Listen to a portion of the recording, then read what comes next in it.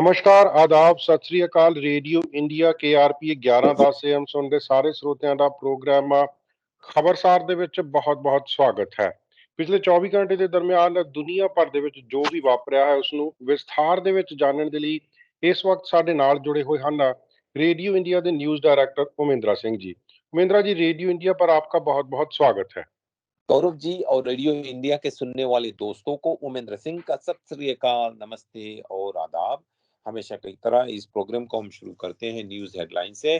गौरव जी, सबसे पहले British Columbia के नए प्रीमियर डेविड ईबी के एनडीपी सरकार ने दो हाउसिंग बिल्स पेश किए हैं, जिससे कि हमारे जो हाउसिंग यहाँ पर है, हाउसिंग मार्केट है, जिसमें ज्यादातर कॉन्डोज हैं, उनमें बहुत कुछ रद्द-बदल आया है गौरव जी, उनकी कानून में ज्यादातर रेंटल अलाउंस कानून में। और गौरव जी, मेरिट में बहुत ज्यादा पुलिस प्रेजेंस है, बड़ी संख्या में पुलिस वहां पर इकट्ठा हुए हैं एक शूटिंग के बाद।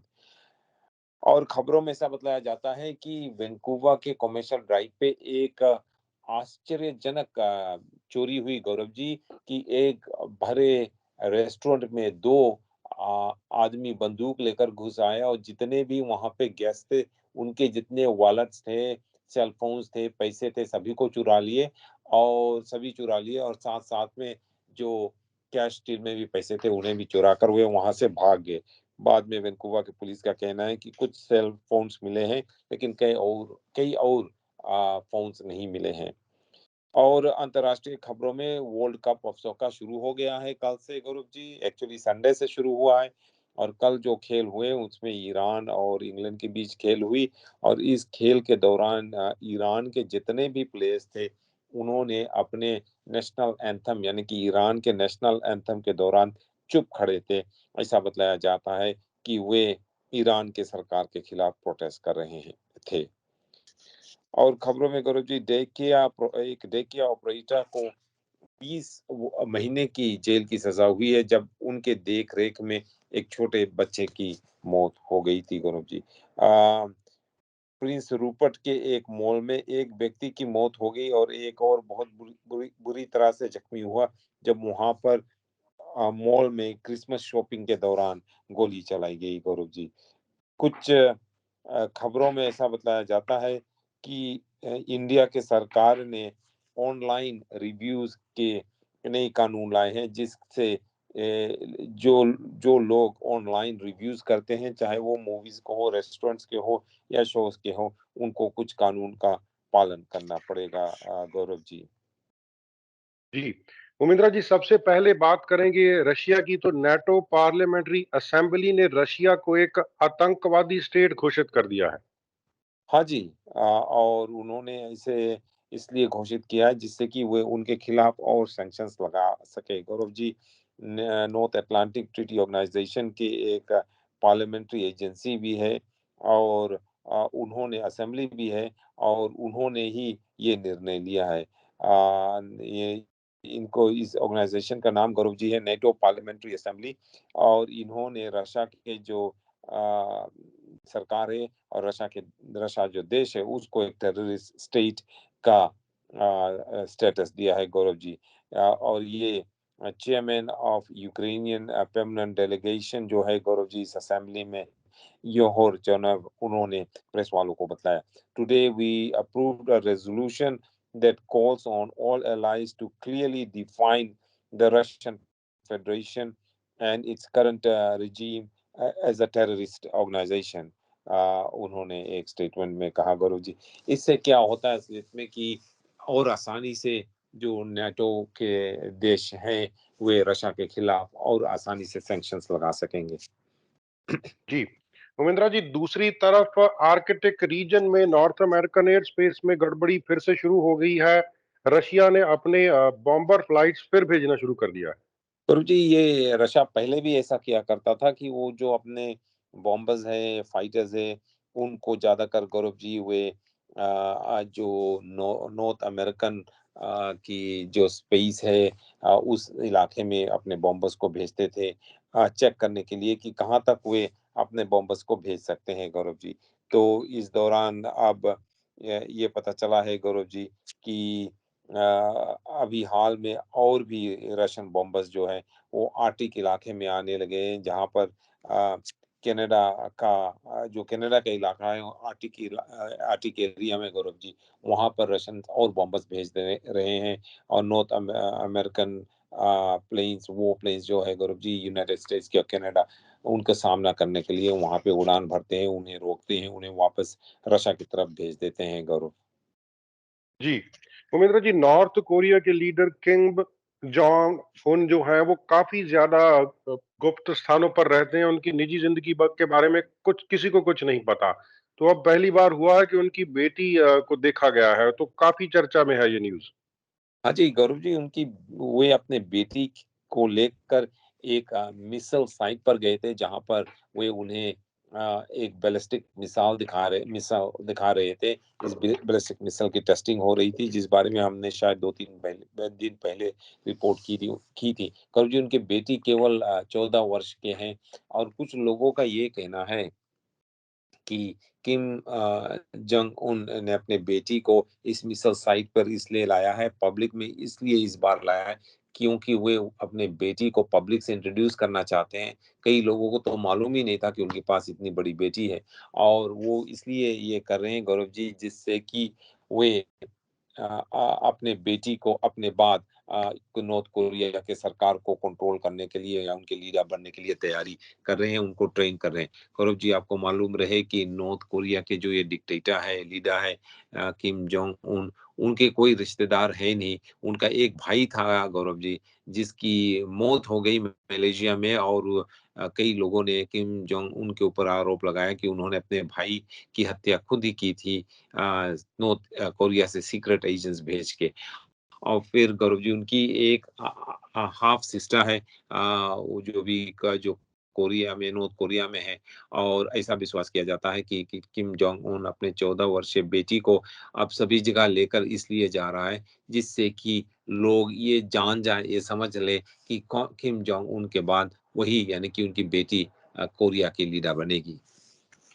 जी, उमेंद्रा जी, कतर में फीफा का वर्ल्ड कप हो रहा है, तो बहुत सारी कंट्रोवर्सी है ह्यूमन राइट्स को लेकर, औरतों के अधिकारों को लेकर और एलजीबीटी के राइट्स को लेकर। तो इसके बीच ईरान की जो सॉकर टीम है उसने अपने देश में चल रहे प्रोटेस्ट के हक में एक अजीब सा जेस्चर दिया दिया है। आप इसको कैसे देखते हैं?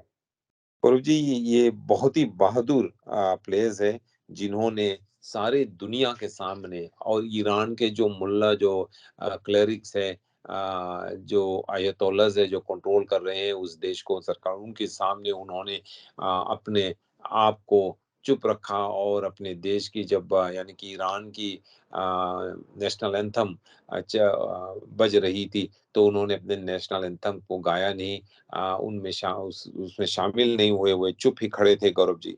और ये बहुत ही ब्रेव है, और कई लोगों का कहना है, कई लोगों ने प्रेस में ये लिखा है, ट्विटर में ये लिखा कि जितना ब्रेव ये 11 प्लेयर्स हैं ईरान के, और वे इंग्लैंड से, और इंग्लैंड के प्लेयर्स और यूरोप के जो प्लेयर्स हैं उनसे कई ज्यादा वे बहादुर है, ब्रेव है, क्योंकि उन्होंने ऐसा किया है।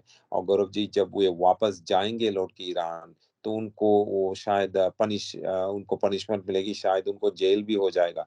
गौरव जी, ऐसा विश्वास किया जाता है कि इन प्लेयर्स ने इस तरह अपने नेशनल एंथम को इसलिए बॉयकॉट किया, क्योंकि वे जो ईरान के इस्लामिक सरकार है उनके खिलाफ प्रोटेस्ट कर रहे हैं। और वे ये प्रोटेस्ट जो अभी ईरान में चल भी रहा है गौरव जी, एक प्रोटेस्ट जो, जबकि 22 वर्षीय वहाँ की एक महिला की हत्या कर दी गई थी पुलिस द्वारा, उस समय से लेकर लाइक 6 महीने हो गए शायद गौरव जी, ये प्रोटेस्ट अभी तक चल रहा है।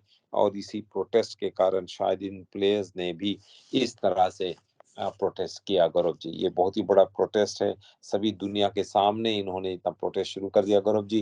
पहले इंग्लैंड के जो कैप्टन है हैरी केन, वे एक आर्म बैंड पहनना चाहते थे कि वी आर वन वर्ल्ड लगाकर, कि प्रोटेस्टर्स को वे ईरान में जो है उनको सपोर्ट करे, लेकिन फीफा ने और कतार की सरकार ने उन्हें ऐसा करने नहीं दिया। लेकिन ये जो ईरानियन प्लेयर्स हैं, उन्होंने अपने प्रोटेस्ट से सारे दुनिया का दिल जीत लिया है गौरव जी।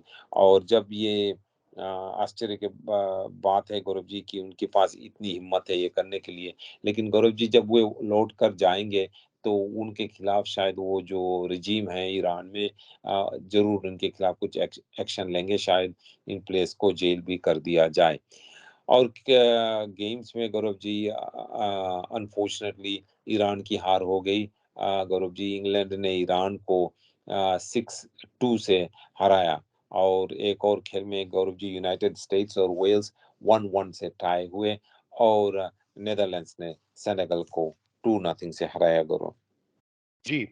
उमेदा जी, इलॉन मस्क ने ट्विटर क्या खरीद लिया? मुझको लगता है कि डुबोकर रहेंगे, शायद अकेले ही एम्प्लॉय रह जाएंगे आखिर में। हाँ जी, लगता है ऐसा है क्योंकि उन्होंने कई जो अपने ट्विटर कंपनी के जो रूल्स है उसको बदला है, कई लोगों को बर्खास्त कर दिया, कई लोग खुद ही छोड़ के चले गए और बाद में उन्होंने ये 2 दिन हुए गौरव जी एलोन मस्क ने डोनाल्ड ट्रम्प जिसको ट्विटर ने बैन कर दिया था, उसको उन्होंने वापस लाया। यानी कि उनके अकाउंट को फिर से एक्टिवेट कर दिया शायद 2 मेरे ख्याल से 1 एंड हाफ ईयर से डोनाल्ड ट्रंप की अकाउंट जो है वो डीएक्टिवेटेड है। अब उसको उन्होंने एक्टिवेट कर दिया लेकिन उनको डोनाल्ड ट्रंप इस्तेमाल ही नहीं कर रहे हैं इस ट्विटर अकाउंट को क्योंकि उनका एक और सोशल मीडिया कंपनी है जिसका नाम है ट्रुथ सोशल जिसे वो प्रमोट करने की कोशिश कर रहे हैं। इसीलिए वे शायद ट्विटर पे अब आना नहीं चाहते हैं। एलन मस्क का ये विश्वास था कि अगर एक बार डोनाल्ड ट्रंप की अकाउंट को फिर से ओपन कर दिया जाए, एक्टिवेट कर दिया जाए तो डोनाल्ड ट्रंप के जितने सपोर्टर्स है वापस फिर से ट्विटर में आ जाएँगे। लेकिन डोनाल्ड ट्रंप तो आए नहीं, तो उनके सपोर्टर्स भी नहीं आए। और उधर गौरव जी कई एलोन मस्क के कई जो सीनियर इंजीनियर्स हैं, सीनियर स्टाफ हैं, उनके कंपनी छोड़ के भाग रहे हैं तथा उनके जो माफ़ करना फ्रांस में जो उनके हेड ऑफ ट्विटर है, उन्होंने भी इस्तीफ़ा दे दिया है गौरव जी। उनका कहना है इस्तीफ़ा देते हुए उन्होंने ये कहा कि एलन मस्क ने इतने ज़्यादा लोगों को काम से निकाला इसीलिए वे ट्विटर फ्रांस से इस्तीफ़ा दे रहे हैं। उन्होंने कहा कि अब सब कुछ खत्म हो गया, शायद ट्विटर भी खत्म हो गया होगा गौरव जी।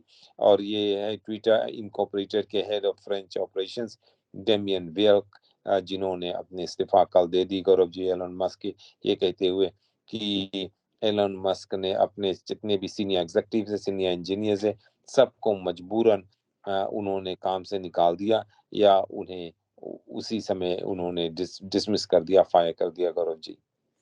जी, उमेंद्रा जी, एक और अंतर्राष्ट्रीय खबर है। भारत से हमको फेक न्यूज़ के बारे में पता है, फेक ऑनलाइन अकाउंट्स के बारे में पता है, लेकिन यहाँ पर सारी मोरालिटी की हदें पार कर दी गई हैं। जो रिव्यूज़ होते हैं प्रोडक्ट्स के बारे में, प्लेटफ़ॉर्म्स जो हैं, सोशल मीडिया प्लेटफ़ॉर्म है, सब फेक हैं और लोगों का बहुत नुकसान होता होगा इसमें।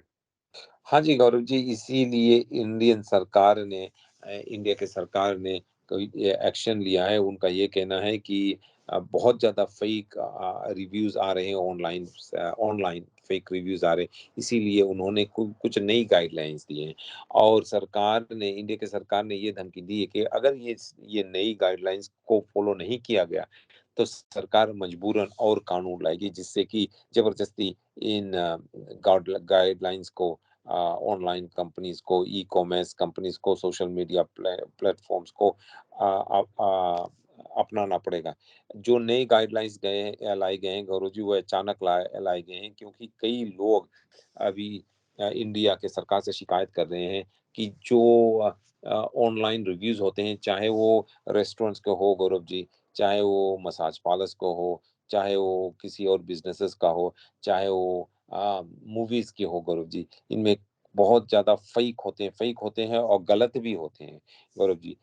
टेक क्रंच जो एक न्यूज़ आउटलेट है इंडिया में गौरव जी, टेक्नोलॉजी के बारे में रिपोर्ट देती है। उनका कहना है कि नए सेट ऑफ रूल्स जो सरकार ने लाई है, वो ज़्यादातर फूड कंपनीज़, टूर सर्विसेज़ तथा कई और प्लेटफ़ॉर्म्स जिसमें बॉलीवुड मूवीज़ और टीवी शोज़ के रिव्यूज़ भी आते हैं, वो सभी शामिल हैं। जिससे कि कस्टमर्स को असली या ठीक रिव्यूज मिले गौरव जी। ऐसा बताया जाता है कि रेस्टोरेंट्स ओनर्स जो है या टूर ऑपरेटर्स ओनर्स जो है या मूवी प्रोड्यूसर्स डायरेक्टर्स हैं वो वो रिव्यूअर्स को घूस दे देते हैं या उन्हें ब्राइब कर देते हैं, उन्हें पैसे दे देते हैं जिससे कि अगर उनकी फूड उतनी अच्छी नहीं हो रेस्टोरेंट की, लेकिन सर्विस भी अच्छी नहीं हो, लेकिन रिव्यू उनका अच्छा होता है। टूर कंपनीज़ की भी रिव्यू अच्छा होता है कि टूर कंपनी की सर्विसेज़ चाहे जितनी भी बुरी हो और मूवीज़ चाहे जितनी भी फ्लॉप हो, जितनी भी बुरी हो, उनकी रिव्यूज़ अच्छा ही से ही अच्छा आते हैं और ये इसीलिए लोग अब ये रिव्यू से थक गए हैं, ऑनलाइन रिव्यूज़ से थक गए हैं और सरकार ने ये एक्शन लिए है गौरव।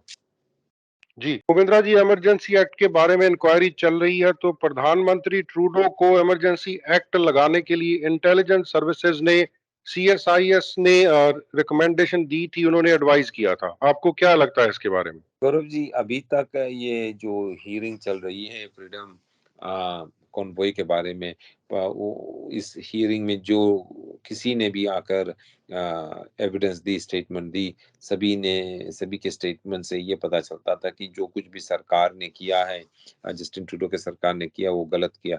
ये पहली बार है गौरव जी कि किसी ने ये स्टेटमेंट दिया है कि जो कुछ सरकार ने किया है, वो उन्होंने हमारे इंटेलिजेंस सर्विसेज यानी सीसस के जो डायरेक्टर है उनके कहने पर किया है। तो गौरव जी, सीसस के जो डायरेक्टर है अ, डेविड विजनॉल, उन्होंने इस इंक्वायरी के सामने कल आकर उन्होंने अपना स्टेटमेंट दिया और उन्होंने ये कहा कि उन्होंने ही प्रधानमंत्री जस्टिन ट्रूडो को ये सलाह दी थी कि फेडरल सरकार को इमरजेंसीज एक्ट इन्वोक करनी चाहिए अगर जो फ्रीडम कॉन्वॉय को तोड़ना है तो। और ये है जो गौरव जी, ये है कनाडा की जो स्पाई एजेंसी है, यानी कि सीसस कनाडा सिक्योरिटी इंटेलिजेंस सर्विसेज, उनके डायरेक्टर का कहना है कि उन्होंने प्रधानमंत्री को ये सलाह दी थी और उनके सलाह सुन के और लोगों के सलाह सुन के ही प्रधानमंत्री ने इमरजेंसीज एक्ट इन्वोक किया है। कैनेडियन सिक्योरिटी इंटेलिजेंस सर्विसेज के डायरेक्टर है, जैसे कि मैंने कहा, डेविड विजनो, और उन्होंने कहा कि उन्होंने इमरजेंसीज एक्ट के इंक्वायरी को ये बतलाया गौरव जी कल कि एक सीक्रेट हियरिंग के दौरान उन्होंने ये कहा कि वे ही ये ट्रूडो को ये सलाह दे दिए थे कि ट्रूडो को इमरजेंसीज एक्ट को invoke करना चाहिए based on his opinion of everything he had seen in the up to that point. जी, उमेंद्रा जी, इसके साथ-साथ आरसीएमपी को भी ये चिंता थी कि कहीं जो प्रोटेस्ट करने वाले हैं, वो प्रधानमंत्री को टारगेट ना कर लें, उनकी लोकेशन तक ना पहुँच जाएँ। गुरु जी, ये उनकी चिंता आरसीएमपी की हमेशा रहती है और आरसीएमपी के रिप्रेजेंटेटिव्स ने गौरव जी इस हियरिंग को ये बतलाया कि उन्हें ये भय था कि जैसे जनवरी 6 को 2020 में जो अमेरिका में हुआ था गौरव जी, उसी तरह कहीं माहौल यहाँ पर ना क्रिएट हो जाए और लोग प्रधानमंत्री जस्टिन ट्रूडो को ढूंढने लगे, क्योंकि आपको मालूम रहे गौरव जी, ये जो हड़ताल कर रहे ट्रक ड्राइवर्स थे, फ्रीडम कॉन्वॉय के ऑर्गेनाइजर्स थे, वे ये मांग कर रहे थे कि प्रधानमंत्री जस्टिन ट्रूडो आकर उनसे मिले और प्रधानमंत्री ऐसा करने से इनकार कर दिए थे। तो गौरव जी, ये भय भी था आरसीएमपी के कि शायद वे लोग जो हड़ताल कर रहे हैं, वे जबरदस्ती जाकर प्रधानमंत्री से मिलने की कोशिश करें और जहां कहीं पर भी प्रधानमंत्री हो या उनके परिवार हो, उनको जाकर उनसे जाकर जबरदस्ती मिलने की कोशिश करे और अगर प्रधानमंत्री उनसे मिलने से इनकार कर दिए तो शायद वे प्रधानमंत्री को अटैक करे या उनके ऊपर हमला करे गौरव जी। जी, उमेंद्रा जी, इंडिजिनस लोगों के साथ अभी भी बहुत सारे केस ऐसे हैं सेटलमेंट के जो अभी सॉल्व नहीं हुए हैं, तो सरकार ने काफ़ी बड़ा फंड कोर्ट के बाहर सेटलमेंट्स के लिए रख लिया है। हाँ गौरव जी, जब इंडिजिनस ग्रुप से सर डील करना है तो पैसे आपके पास ज़्यादा होना चाहिए और इसीलिए गौरव जी अब ऐसा बताया जाता है कि प्रधानमंत्री जस्टिन ट्रूडो के सरकार जो है, उन्होंने शायद $3 बिलियन अलग रखे हैं, जिससे कि ये $3 billion Gaurav ji out of court settlement out of court settlement में इस्तेमाल किया जाए। अगर गौरव जी किसी भी फर्स्ट नेशंस ग्रुप और कनाडा के सरकार के बीच अगर एग्रीमेंट हो या सेटलमेंट हो, तो गौरव जी सरकार के पास $3 बिलियन होंगे, जिससे कि वे इस सेटलमेंट के पैसे इस फंड में से निकाल सके गौरव जी। जी। उमेंद्रा जी, सेंट्रल बैंक ऑफ कनाडा की बात करते हैं। 6 कंप्लेंट्स आई थी पिछले साल हरासमेंट की और वर्क प्लेस वायलेंस की, तो उनका क्या हुआ? हाँ जी, बैंक ऑफ कनाडा इस बारे में कुछ कहने से इनकार कर रहे हैं Gaurav ji. The bank of Canada का ये नहीं कह रहे हैं क्या उन कोई केसेस ऐसे हरासमेंट के या वर्क प्लेस वायलेंस के पहले 2 साल के अंदर यहाँ पर हुए, जिसमें नॉन डिस्क्लोजर अग्रीमेंट्स साइन की गई थी गौरव जी। ऐसा विश्वास किया जाता है, कुछ लोगों का कहना है कि बैंक ऑफ कनाडा ने कुछ सेटलमेंट रीच किया उन लोगों के साथ जो जिन्होंने शिकायत की थी हैरासमेंट की या वर्क प्लेस वायलेंस की।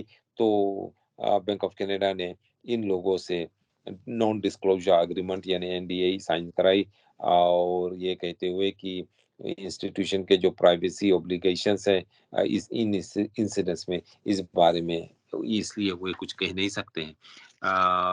कई न्यूज़ आउटलेट्स ये रिपोर्ट कर रहे हैं ये गौरव जी कि सेंट्रल बैंक ने के सामने शायद 6 कंप्लेंट्स आए थे गौरव जी, और उन्होंने इस बारे में इन्वेस्टिगेशन की पिछले 2 साल में ये 6 कंप्लेंट्स के बारे में, जिनमें से 3 बैंक ने ये डिटरमिन किया कि उनकी पॉलिसी जो हरासमेंट की पॉलिसी है उसका उल्लंघन हुआ था, वर्क प्लेस वायलेंस का पॉलिसी भी उल्लंघन हुआ था। और फिर रेज़ोल्यूशन में इन्होंने इन लोगों को पैसे दिए और उनसे नॉन डिस्क्लोज़र एग्रीमेंट साइन कराए। स्वरूप जी, ज़्यादातर ये बड़े-बड़े कंपनीज़ जो होते हैं वे अगर किसी को कॉम्पेंसेशन देते हैं, तो उनसे वे नॉन डिस्क्लोज़र एग्रीमेंट साइन करा लेते हैं। यानी कि अगर हम आपको ये पैसे दे रहे हैं कॉम्पेंसेशन के रूप में 100,000 150,000, तो आपको नॉन डिस्क्लोज़र एग्रीमेंट साइन करना पड़ेगा कि बाहर जाकर प्रेस वालों को या किसी और को आप ये मत कहिए कि आपकी क्या शिकायत थी और क्या सेटलमेंट हुआ है गौरव जी। जी। उमेंद्रा जी, ऐसा एक मामला है सेक्सुअल मिसकंडक्ट के बारे में। हम हॉकी कनाडा का हाल जानते हैं। अभी ये रिपोर्ट सामने आ रही है कि जो नया ऑफिस है स्पोर्ट्स इंटेग्रिटी कमिश्नर का, वो भी इन मामलों को उनके साथ निपटने के लिए पूरी तरह से इक्विप्ड नहीं है। हाँ जी, गौरव जी, ऐसा बतलाया जाता है कि जो इंटीग्रिटी कमिश्नर हैं, उनका कहना है कि अभी तक वो तैयार नहीं है इस बारे में। अगर उनके सामने कोई भी कंप्लेंट्स लाया गया, तो वे अभी इसको इन्वेस्टिगेट नहीं कर सकते। उनको कुछ समय लगेगा अपने ऑफ़िस को स्थापित करने के लिए और उनको सेटअप करने के लिए टाइम लगेगा। तो अभी अगर कोई शिकायत आए, तो उसको वे पूरी तरह से इन्वेस्टिगेट करने के लिए तैयार नहीं है। जी। उमेंद्रा जी, ये छुट्टियाँ आने वाली हैं, तो कैनेडियंस को वार्निंग मिली है कि भाई खर्चा ध्यान से करो, बिना सोचे समझे खर्चते हैं। तो इस रिपोर्ट के बारे में आपका क्या कहना है? गौरव जी, इसको कहते हैं कि साइलेंट एक्सपेंडिचर, यानी कि आपको मालूम ही नहीं रहता कि आप पैसे खर्च कर रहे हैं और आप पैसे खर्च कर चले जाते हैं। ज़्यादातर गौरव जी ये होता है उस समय जबकि आपके पास क्रेडिट कार्ड होता है, आप ऑनलाइन शॉपिंग करते हैं या ऑनलाइन कुछ पढ़ रहे होते हैं, आपके सामने कुछ आ गया और आप उसको खरीद लेते हैं। साइलेंटली खरीद लेते हैं, आपको पता ही नहीं कि आपको ये खरीदना था या नहीं खरीदना था, लेकिन आपने खरीद लिया। और इसको कहते हैं अनकॉन्शियस स्पेंडिंग, यानी कि आपको ठीक तरह से मालूम ही नहीं और आपने ये पैसे खर्च कर दिए। और गौरव जी, ब्लैक फ्राइडे आ रहा है, इस शुक्रवार को ब्लैक फ्राइडे है और कई लोग शॉपिंग करने जाएंगे, ऑनलाइन भी शॉपिंग करेंगे और इन पर्सन शॉपिंग करने जाएंगे। और इसीलिए गौरव जी, जो फाइनेंशियल प्लानिंग कनाडा है उन्होंने एक सर्वे में अभी ये दिखाया है कि कई लोग कई सामानों को परचेस करने जा रहे हैं, खरीदने जा रहे हैं और उनको वे अनकॉन्शियस स्पेंडिंग कह रहे हैं। The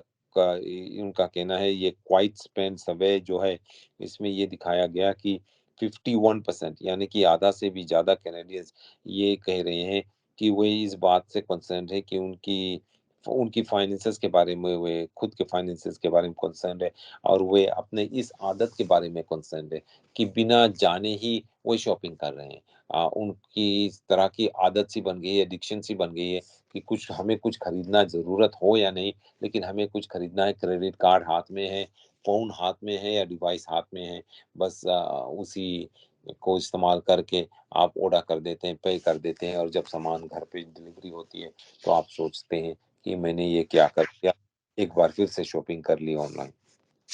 ji. उमेंद्रा जी, कनाडा का एजुकेशन के बारे में क्या हाल है? अभी एक रिपोर्ट देख रहा हूँ कि पहले 50 में जब वो ग्लोबल रैंकिंग कर रही है एक संस्था, तो कनाडा की सिर्फ 3 यूनिवर्सिटी का नाम है उसमें। हाँ जी, कनाडा के केवल 3 यूनिवर्सिटीज़ का नाम है क्योंकि कनाडा के जो यूनिवर्सिटीज़ है, वो नीचे जा रहे हैं, उनकी उतनी अच्छी स्टैंडर्ड नहीं जो पहले थी गौरव जी। और ऐसा बतलाया जाता है इस ये जो ऑर्गनाइज़ेशन ने जो ये सर्वे किया है और कनाडा के केवल 3 यूनिवर्सिटीज़ को इस सर्वे में उन्होंने रखा है गौरव जी। उनका कहना है कि कनाडा की यूनिवर्सिटीज़ की स्टैंडर्ड्स अब नीचे जा रही है नई ग्लोबल रैंकिंग में। गौरव जी, हायर एजुकेशन बहुत ही इम्पोर्टेंट है कैनेडियंस के लिए और हम ये पढ़ रहे हैं और बात भी कर रहे हैं कि बाहर से लोग आ रहे हैं यहाँ पर यहाँ पर पढ़ने के लिए। लेकिन फिर भी एक सर्वे जिसको Times Higher Education World University ranking ने किया 2023 के लिए, उनका कहना है कनाडा के केवल 3 यूनिवर्सिटीज़ सारी दुनिया के रैंक में है। 18वें जगह पर है Gaurav ji university of Toronto, और 40वें जगह पर है Gaurav ji university of British Columbia और उसके 6 जगह बाद 46 जगह पर है गौरव जी मैगिल यूनिवर्सिटी। तो नंबर 18 पर है यूनिवर्सिटी ऑफ टोरंटो, नंबर 40 पर है university of British Columbia, number 46 पर है गौरव जी मैगिल यूनिवर्सिटी। और गौरव जी जैसे कि मैंने कहा सबसे बेस्ट शोइंग है यूनिवर्सिटी ऑफ टोरंटो को, बट फिर भी वे नंबर 18 पर है। लेकिन 2021 पे वे नंबर 19 पे थे, माफ करना 2019 पर वे नंबर 21 पर थे और अब वे बढ़ के नंबर 18 पर आ गए गौरव जी। और केवल यूबीसी, सारे वेस्टर्न कनाडा से केवल यूबीसी ही इस लिस्ट पर है जो वो भी 40th जगह पर यानी कि 40वें जगह पर गौरव जी। 2019 पे यूनिवर्सिटी 34 जगह पर था यूबीसी और अब गिरकर 40th जगह पर हो गया, जबकि मैगिल पहले 31 पर था लेकिन अब मैगिल भी स्लिप होकर 34 पर हो गया गौरव जी। जी। उमेंद्रा जी, गद्दी संभालते ही डेविड ईबी ने काफ़ी कुछ करना शुरू कर दिया है। 2 दिन पहले हम देख रहे थे पब्लिक सेफ्टी प्लान के बारे में उन्होंने घोषणाएँ की हैं। अभी वो हाउसिंग के बारे में भी काफ़ी कुछ करना चाहते हैं। तो क्या है पूरी रिपोर्ट? गौरव जी, कल हमने बातचीत की थी कि डेविड ईबी की जो पब्लिक सेफ्टी है, उनकी क्या उस बारे में वे क्या कर रहे हैं, तो उसको आज हम दोहराएंगे नहीं, लेकिन हम ये बात करेंगे कि डेविड ईबी की सरकार किस तरह से चेंजेस ला रहे हैं रेंटल मार्केट में तथा सप्लाई लॉज में, हाउसिंग सप्लाई में वो चेंजेस लाना चाहते हैं जिससे कि हमारी हाउसिंग को बूस्ट हो सके गौरव जी। जो सबसे बड़ी इसमें से न्यूज़ है गौरव जी वो ये है कि इन स्वीपिंग चेंजेस में से सरकार 2 एक्ट 2 कानून लाए हैं। इस बारे में हम बातचीत करेंगे गौरव जी। जो सबसे पहले जो रेंटल है वो रेंटल मार्केट में आपको मालूम रहे गौरव जी कि कई ऐसे कॉन्डोज़ है जहाँ पर जो स्ट्राटा काउंसिल है वो ये कानून लगाती है, ये रूल लाती है कि आप अम, अपने कॉन्डो को रेंट नहीं कर सकते। खुद ही रह सकते हैं, आपके कोई रिश्तेदार वहाँ रह सकते हैं, लेकिन आप रेंट नहीं कर सकते हैं।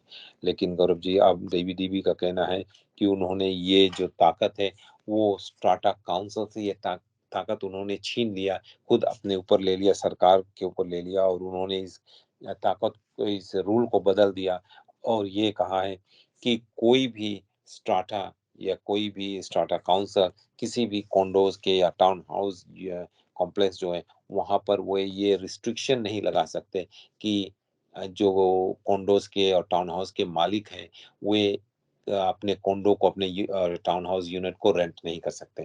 तो आप खुलेआम जो भी कॉन्डो और रेंटल माफ़ करना कॉन्डो और टाउन हाउस मार्केट और यूनिट्स के ओनर्स हैं, वे अपने यूनिट्स को रेंट कर सकते हैं, चाहे स्टाटा पसंद करे या नहीं करे, क्योंकि प्रोविंशियल सरकार ने ये कानून अपने हाथ में ले लिया।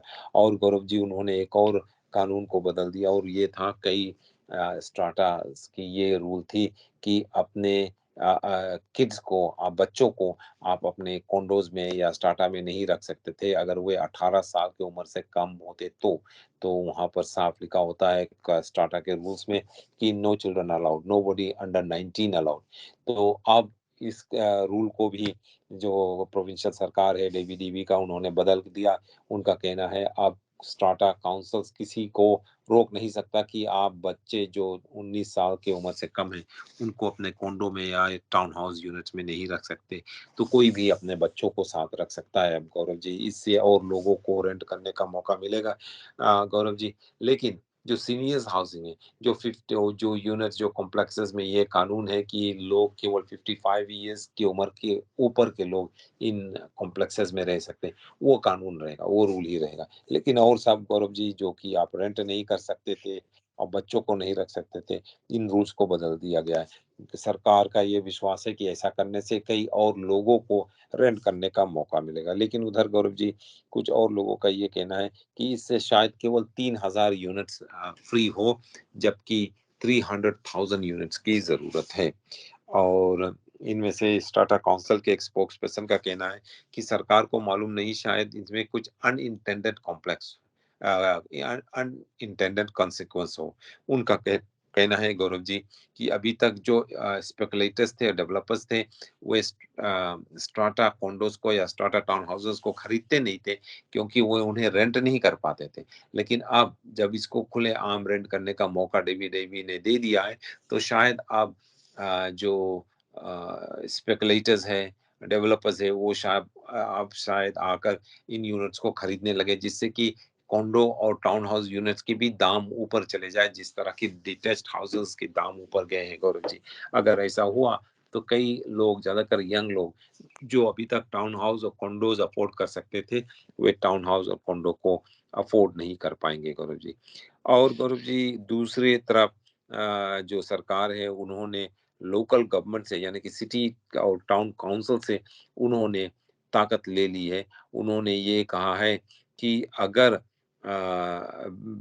सरकार को ये पता चला कि जो टाउन और सिटी काउंसिल्स है, वे बहुत धीरे-धीरे, धीमे-धीमे जो हाउसिंग हाउसिंग प्रोजेक्ट्स हैं, उनकी प्रोसेस उनकी एप्लीकेशंस को बहुत टाइम लगाती है पास करने में।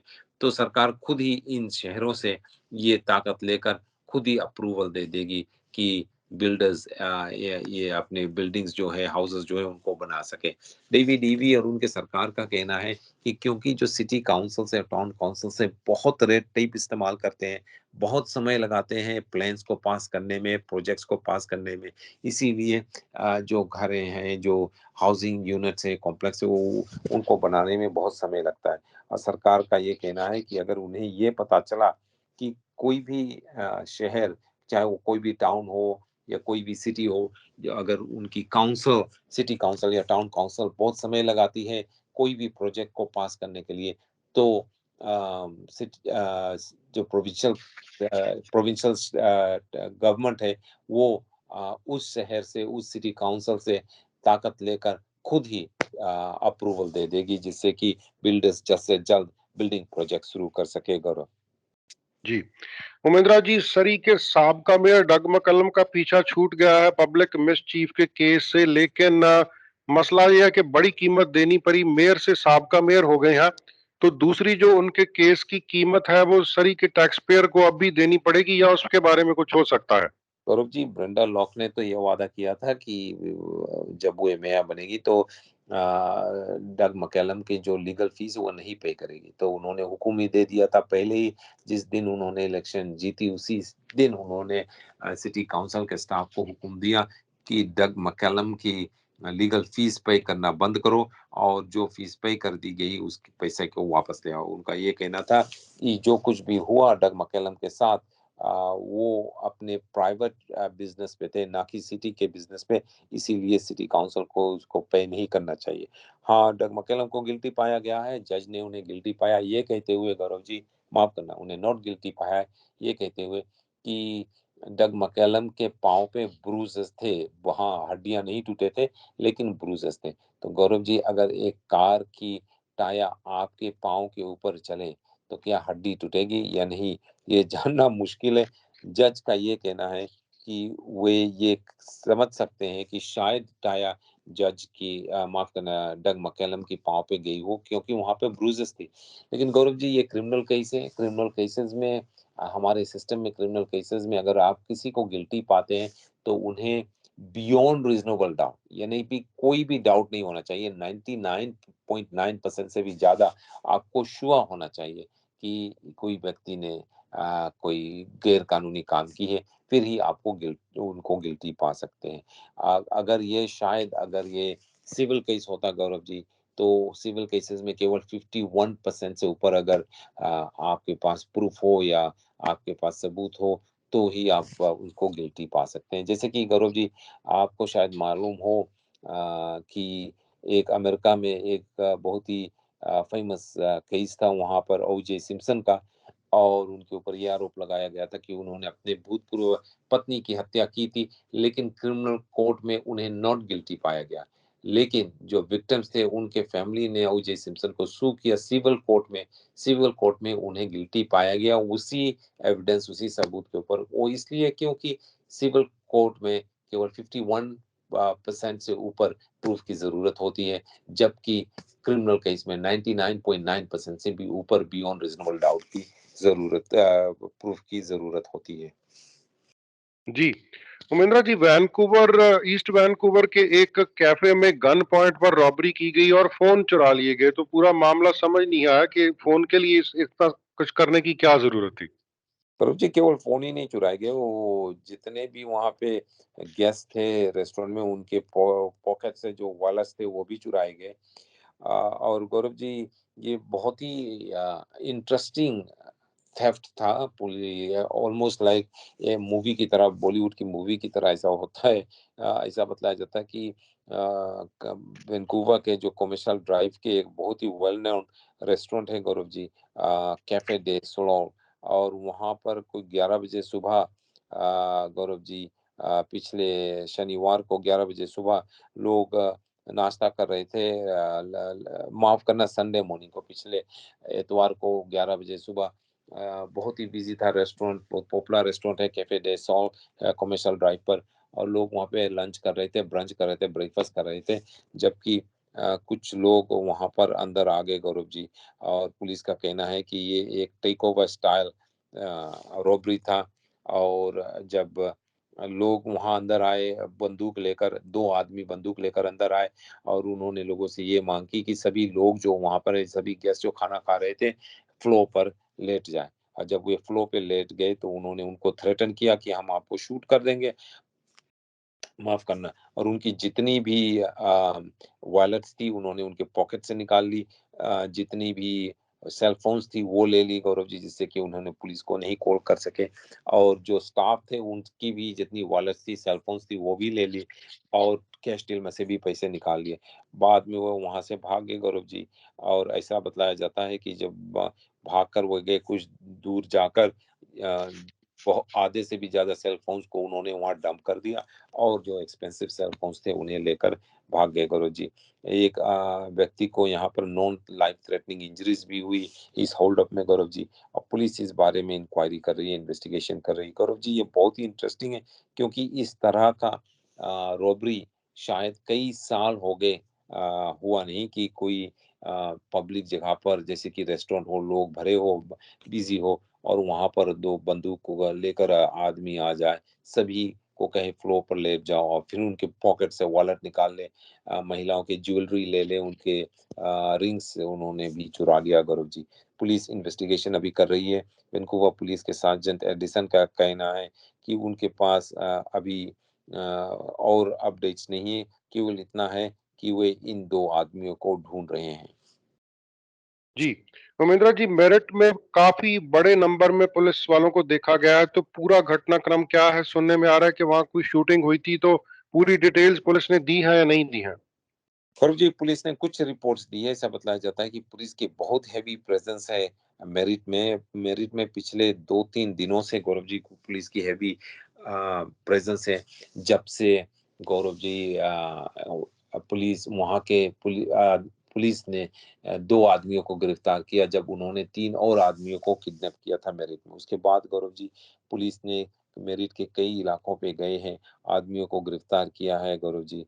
और ऐसा विश्वास किया जाता है कि वहाँ पे कुछ गैंग वायलेंस हो रहा था, इसीलिए पुलिस ऐसा कर रहा, पुलिस के इतना बड़ा वहाँ पे प्रेज़ेंस है। मैं किसी से आज वहाँ बात कर रहा था गौरव जी, जो मेरठ में रहते हैं, और उनका कहना है कि वहाँ पे पुलिस प्रेज़ेंस है, बहुत हेवी पुलिस प्रेज़ेंस है। वेस्ट पहने हुए पुलिस वहाँ पे घूम रही है और लोगों को गिरफ्तार कर रही है, आदमियों को ज़्यादातर गिरफ्तार कर रही है। पुलिस उनका कहना है गौरव जी कि कल शाम को वो बीसी ने ये कहा कि पुलिस की हेवी प्रेजेंस है 2100 ब्लॉक ऑफ कुलचना एवेन्यू। और आरसीएमपी ने ये कहा कि जो भी लोग वहाँ पर बिल्डिंग में हैं, वे अंदर ही रहें, बाहर नहीं आए, डोर्स अंदर से ही लॉक कर लें। उन्होंने कहा do not come downtown and do not come outside.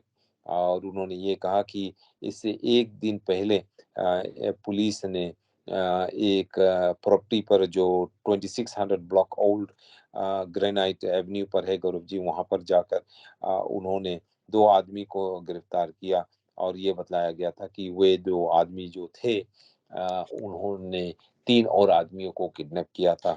Police ने इन 3 आदमियों को छुड़ाया है और उन 2 आदमी जिन्होंने किडनैप किया था, किडनैपर्स को गिरफ्तार कर लिया। जी। उमेंद्रा जी, ये पिछले कुछ दिनों में हमने देखा कि गैस की प्राइसेस काफी नीचे आ गई हैं, लेकिन हमको ये भी पता है कि इंटरनेशनल मार्केट, ऑयल मार्केट है, वहां पर फ्लक्चुएशन चलती रहती है। तो ये लो प्राइसेस कितने दिन कायम रहेंगे? सौरभ जी, ऐसा बताया जाता है कि ये जो लो प्राइसेस है गैस का, ये तो कुछ दिन तक रहेगा, ये इस हफ्ते तक रहेगा। पिछले बार हमने जब इस बारे में बातचीत की थी तो मैं $75 पर लीटर का बात कर रहा था गौरव जी। अब तो गैस प्राइस मेरे ख्याल से $68 पे लीटर हो गया है, शायद उससे भी कम जाएगा। सरी, वैंकूवर तथा कई मेट्रो वैंकूवर इलाकों में कुछ और सेंस कम कम जाएगा गौरव जी। जो एक्सपर्ट्स हैं उनका कहना है कि इस आने वाले फ्राइडे तक गैस का दाम कम ही रहेगा। फिर उसके बाद क्या हो किसी को मालूम नहीं है। शायद नेक्स्ट वीक से दाम फिर से ऊपर जाने लगे गौरव जी। अगर आपको गैस भरना है तो इसी हफ्ते आप जल्द से गैस भर लीजिए। नहीं तो प्राइसेज़ एक बार फिर से ऊपर जाने लगेंगे। उमेंद्रा जी, आज के लिए आपका बहुत बहुत धन्यवाद। कल फिर आपसे मुलाकात होगी। रेडियो इंडिया की पूरी टीम की तरफ से आपका बहुत बहुत शुक्रिया। गौरव जी, आपको भी बहुत धन्यवाद, बहुत शुक्रिया।